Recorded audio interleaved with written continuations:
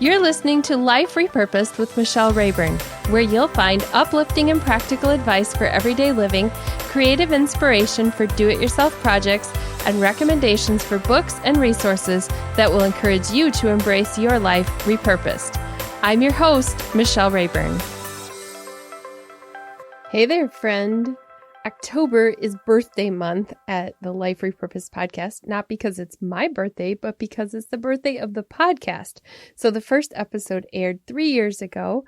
And so this week I'm doing a couple of extra bonus episodes for you, featuring a couple of the guests that have appeared on the show over these last couple of years.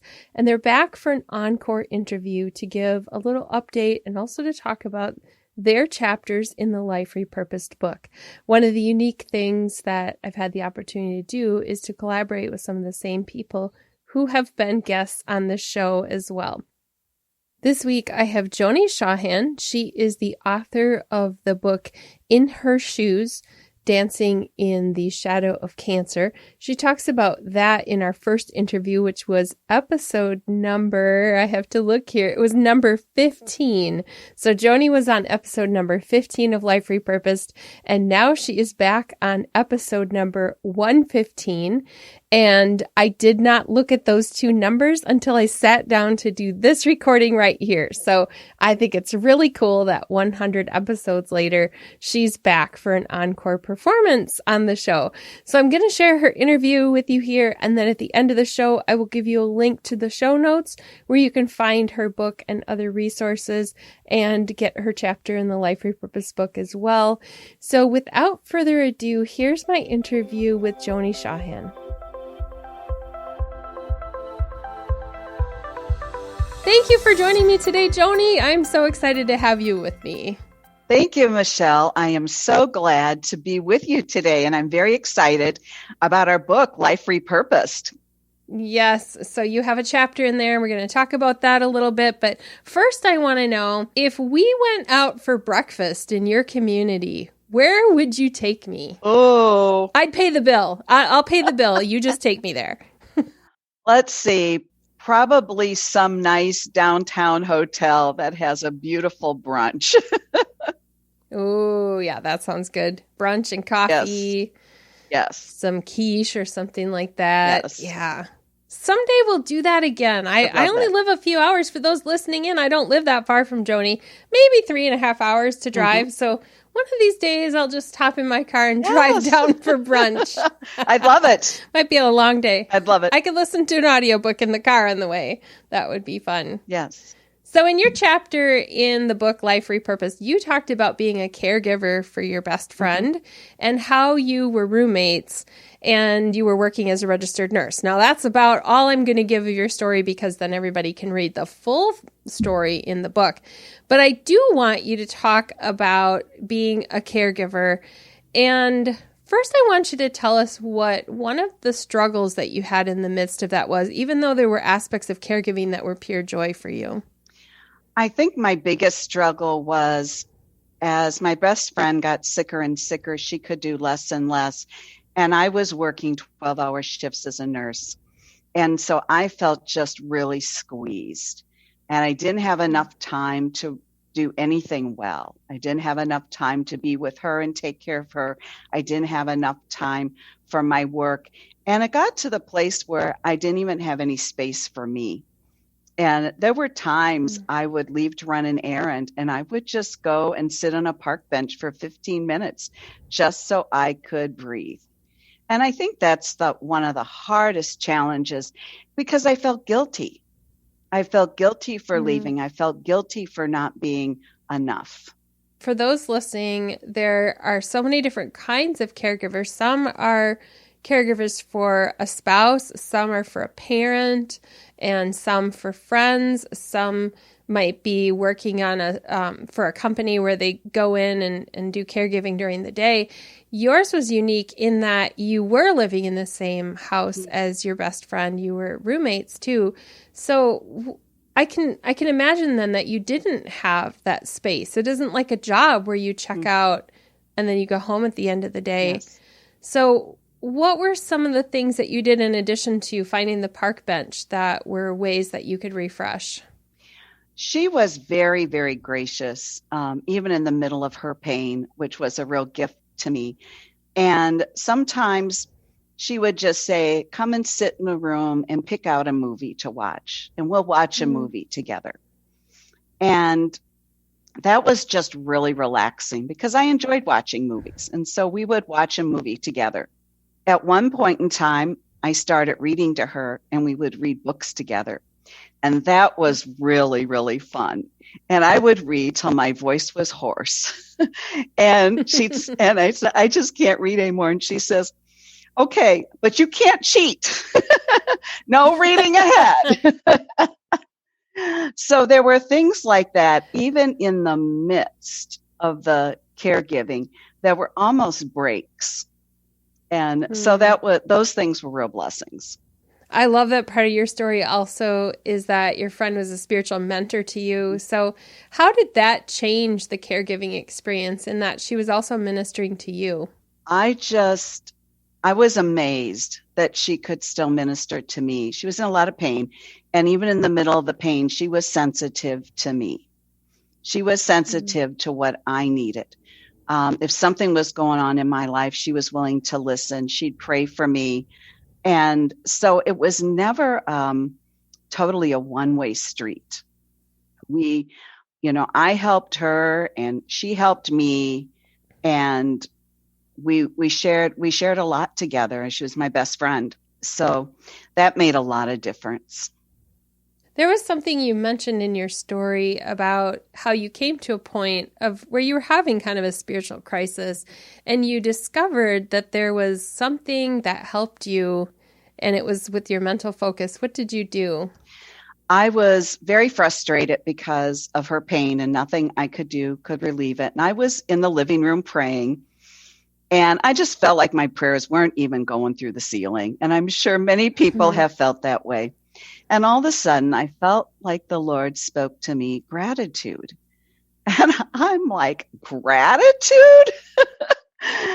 And I literally I was not grateful for anything. And I literally had to look around and say, God, okay, thank you for my eyes that I can see, that I have legs to walk, that I have a job, an income, a roof over my head. I literally had to look around the room to start, because I was so caught in that despair and that negativity.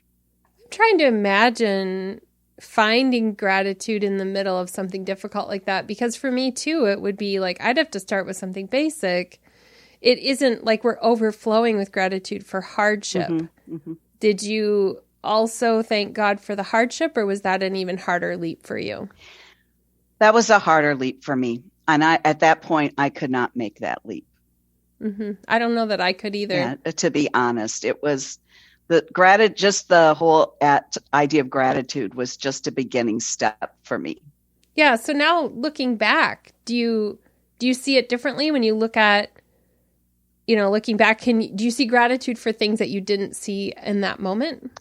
Oh, yes, definitely. Definitely. I am so grateful for the friendship. And as hard as things were in her sickness, I would do it again. I think I'm crazy, but I would do it again, because there were so many blessings in that friendship, and so many ways that God used her to minister to me and to many other people. And she was also the one who really taught me about joy, and that you can have joy in the midst of pain. And and there were times I experienced that, but not like she did. And that was also another opening for me of joy. There are people like that in our lives where I just look at them like, I don't know where it comes from. That's why the Bible calls it a peace that passes understanding. Because I don't understand where the joy comes from in the middle of some of the biggest struggles. And I love that we have people like that that are examples, because I tend to go to the stinky attitude first. Joy comes later. So I love that you had that example. You are a joyful person from every encounter I've had with you, Joanie. So clearly there is joy in your soul as well. Now, I know more of your story and our listeners don't, but I know that you are an ovarian cancer survivor. Yes. And you had been working as a nurse when you were caregiving for your friend. So was your ovarian cancer after that? Yes, it was 3 years later. So then you had your own journey, Right. Your own health crisis to walk through.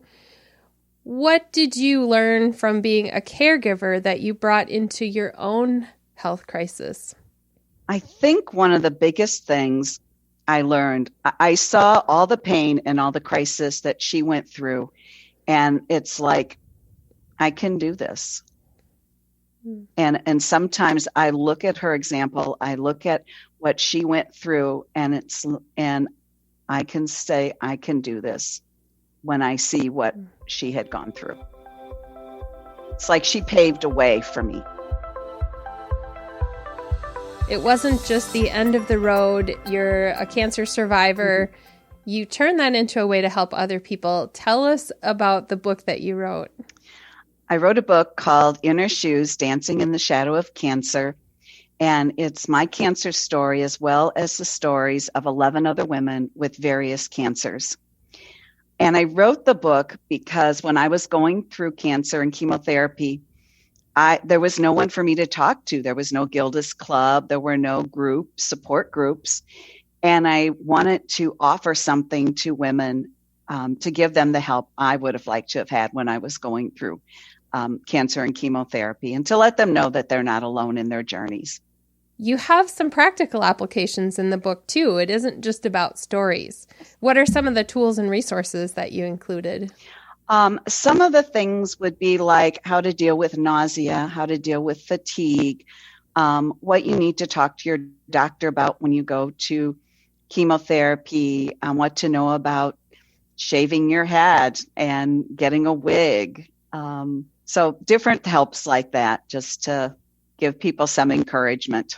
The Life Repurposed book is part of a bigger vision that I have for encouraging people, and that is for people to see how God shows up in the middle of those difficult times. You've talked about how in being a caregiver, God showed up. Going through cancer, you talk about how he showed up in your book. What is your perspective on difficulty now as you look into the future? Has going through this stuff changed your outlook? I'm still working on that. We all are works in progress, Joanie. We all are. But I think I am able to approach the Lord better with what's going on, with maybe a little more trust than I had before, which has always been hard. Trust has been a hard issue for me. So I think I can approach the Lord more with trust. I'm also reminded of what someone once said. Oh, I've got a problem. Oh, good. That means God's going to do something. And I try to remember that, because sometimes I'm not sure he's going to do something, but he will. And I have to remember that God is the answer to whatever problems that we face. And I've gone through some of these things, and I made it through, and I will make it through again. That's good, though, for us to think about that, because there are so many times we don't know what he's going to do. So we want the why, we want the answers, and those sometimes don't even come, like sometimes they don't come ever, sometimes it's way later. And so just trusting in the middle, knowing that he knows the bigger picture and we can't see it. What would you say to somebody who is a caregiver right now? What's the heart of the message you'd want to send their way?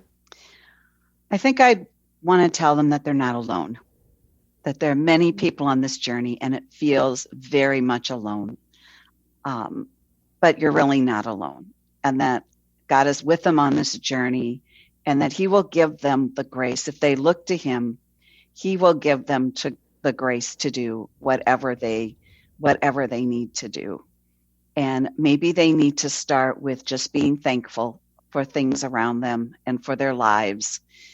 And when it's a caregiving and somebody that you really love and you really care about, to be thankful that God brought that person into their lives and all the blessings that person has the ways that God has used them to bless them. That's hard, especially when you're caring for somebody in end of life, and you cared for your friend right up until the end of her life. I remember looking back at like when my mother-in-law passed away. Sometimes when the caregiving years are long, it's hard to remember beyond those and go past. So by telling your friend's story and by telling how your life has been changed because of hers, you keep alive the memories from before and not just the ones in the hardest part of her life. Can you think back to something from way back early in your friendship that you can remember that brings joy to you right now? I think about how much she loved roller coasters, and I'm terrified of heights. And she would go on every roller coaster, and she loved water rides, and we would take her to the amusement parks, and a couple of friends and I would lift her into the car, and she'd have to be in the front. And I was chicken. I'd have to be as far back as I could get. I have to be on the ground. That's where I have to be. And she would just scream in an ecstasy going down the water rides as the water is just splashing her in the face and soaking her clothes. And I'm glad I'm behind her and she's taking the brunt. Oh my goodness. Yeah, that takes a special person to be able to do a roller coaster, because I'm terrified of heights. Yes. And she had such a sense of adventure. I mean, for being handicapped like she was, she had such a sense of adventure, and she wasn't afraid. Great example for all of us. Joanie, where can somebody find you online? Where can they find your book? My website is www.joanieshawhan.com. There's a link on my website to my book, and it's available on Amazon and Barnes & Noble. All right. And I'll make sure I link up in the notes as well so that people can find you. What would you like to leave with our listeners today? It's never too late to start a journey of gratitude, and start where you are. Don't feel like you've blown it and you can't move forward, but just start being grateful. And I listened to somebody speak, and he said, gratitude is mental health. And I had to really ponder that one. To give thanks in all things is part of good mental health. And I'm still pondering that and trying to give thanks. And I know it makes a difference. Yeah. Thank you for those words of wisdom, and thank you for being here with us. Thank you, Michelle.